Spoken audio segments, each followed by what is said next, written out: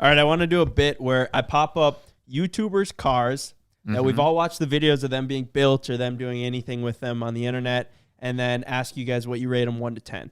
All right, also I want to say when I was going through and trying to narrow down just a couple of cars to do, bro, so many YouTubers have so many unique and cool cars these days, and it was really difficult. But, all right, first one up, Stradman's Lamborghini Aventador Pirelli Edition with Liberty Walk wide body kit, Rosa Cantus paint, and white pinstriping. The paint job is 1 of 3 painted in this color in the world, and it's got a custom all white and pink interior.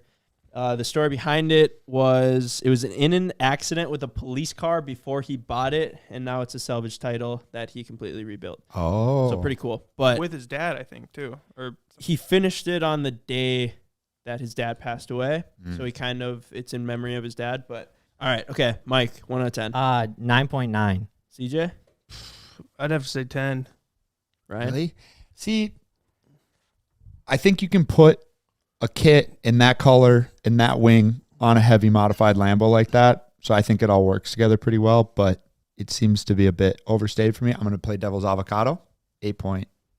So still pretty pretty high. good. It's very loud, and I think it works for a YouTuber. It looks amazing. I guess the only bad part about Aventadors in general is the interior is very outdated, like the screen and all that. Have you noticed that? Yeah, I think. Why is that? Well, most Lambos are.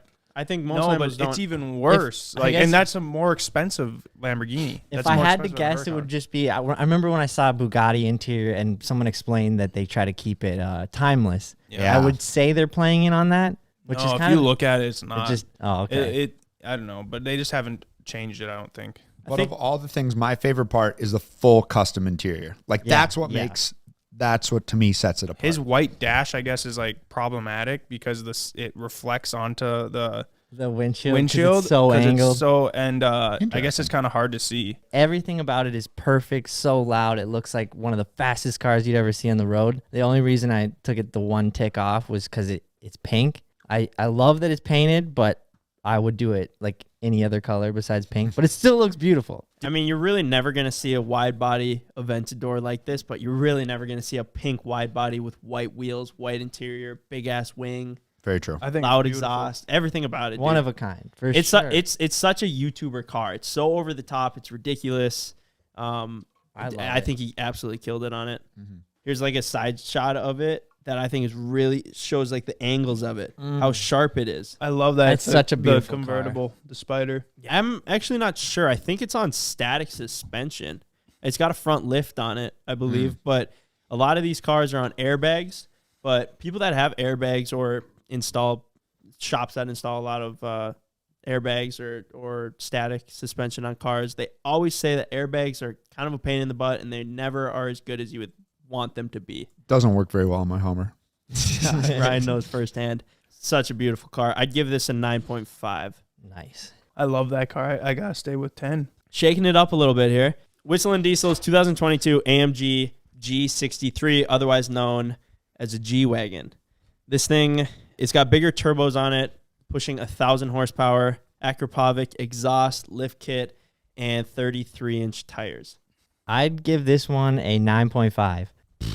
Dude, I hate to say it, but 10. I love it. Really? Yeah, I like that a lot. 'Cause this is That's the kind of- coolest G-Wagon I've ever seen. Yeah. This is more of a stock car. You know, obviously Yeah. it's got the little cosmetic changes to it and it's faster, but overall you're going to look at it and it mostly looks stock, I think it's beautiful. right? Well, it's sweet because he modified it, but it still works. Like, he's jumping it right there. Like, you could have went and you could have modified it either lower or put such a big lift on it that it becomes unfunctional. So where he nailed it was it's fast AF and it sounds pretty solid, but yet you can do stuff like that with it. So, I mean, yeah, I'd give it like in the 9s. It really is a great looking car, and I think the coolest part about it is that he really showed how capable it is.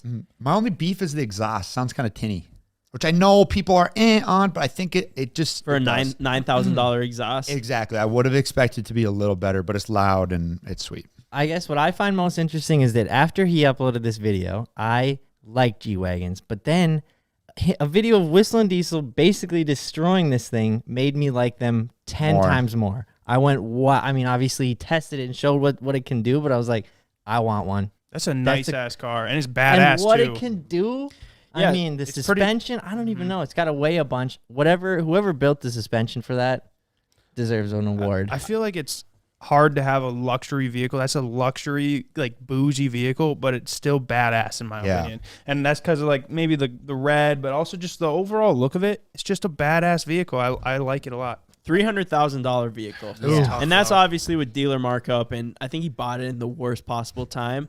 But that is a lot of money for basically a glorified Jeep. But as he proved, it's way better it's than a a Jeep. lot better than a Jeep. I just want to play the clip of him jumping it for anyone that hasn't seen it. God, that's such a 91 feet. Imagine if he would have rolled that thing, dude.